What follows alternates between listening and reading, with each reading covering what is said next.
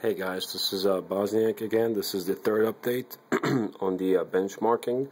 I finally was able to install the GTX 670 WindForce OC edition. So right now I just want to show you where we are. This is the CPU Z, and as you can see there is 4390. This is the GPU Z, showing that the base clock is 980 with the boost going up to 1059, and this is just the afterburner software. I'm just gonna show you where some of the settings are. So anyways, let's just go ahead and launch the 3D Mark 11. This is gonna be the baseline run. Upgrade later, probably never. Benchmark only. All these tests are running in center mode, just because most people run it in center mode. So I just want to make sure that the benchmarks are somewhat similar to the rest of the benchmark postings. So this is pretty much baseline. The fans are set to auto, so whatever the temperature it reaches, it's going to reach the temperature determined by the card itself. There's a frame rate ticker.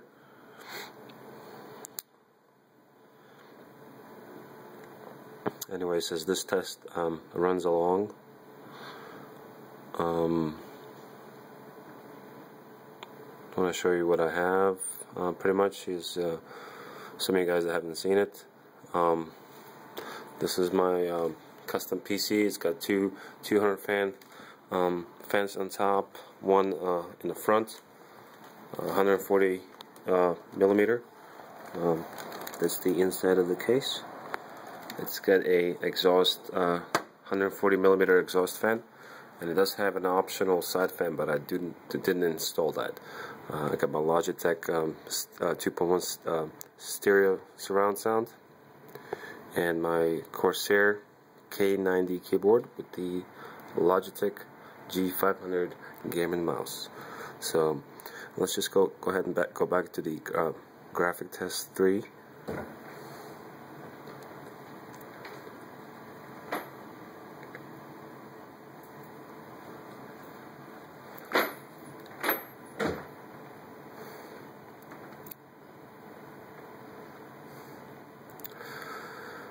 Anyways,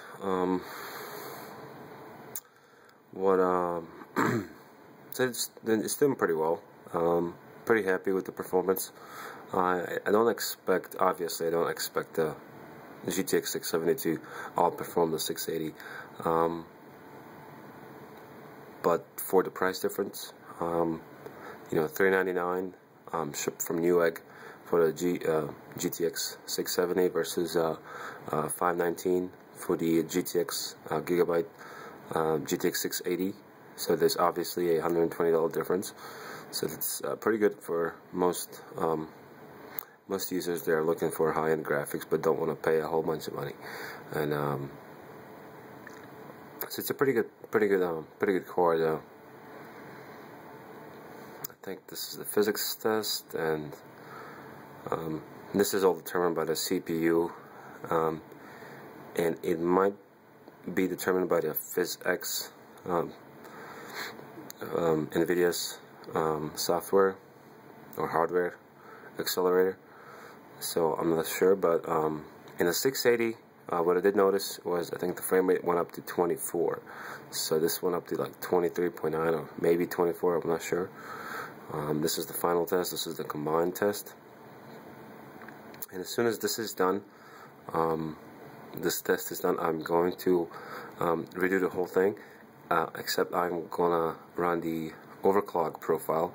Now, what I did do, actually, I did record another video shortly after I installed it, and me just kind of determining where the overclock headroom is, and it didn't go so well. So I may or may not post that video, but this is pretty much the safe overclocking that I've achieved in the next video that you're gonna see. So now that it's finished, obviously no artifacts or anything. The score, now this is the baseline score. This is 9156. Let me just go ahead and zoom in. Here you can see it's a 670. I'm running at 4.4 gigahertz. Now the reason why it says 705 is because it reverts it. I think the 705, that's the safe NVIDIA safe line core clock, and also for whatever reason it also showed on the GTX 680. Now this is probably what you want to pay attention to, which is the graphics score. Let me go ahead and move that. So the graphics score is, let me zoom in this way, maybe you'll see it. Alright, 9808. First time I benchmarked it, ran it at 9902 or something like that. So, but it's pretty much up there, give or take. Now let me just go ahead and exit out of this and see what the afterburner said. And so the maximum overclock was 1215. So from the factory it overclocks to 1215, which is pretty good indeed. Actually, I was expecting it to be 11 something, but 1215, even though on the box it says 1059, that's a pretty good score. So I'm gonna go ahead and stop this and run the overclock profile, which I'm gonna show you right here. Apply. So that's okay. I don't know why it's not loading, but I'll figure it out. Well, thanks for watching, and check me out in the next one when we run the benchmark on the overclock GTX 670.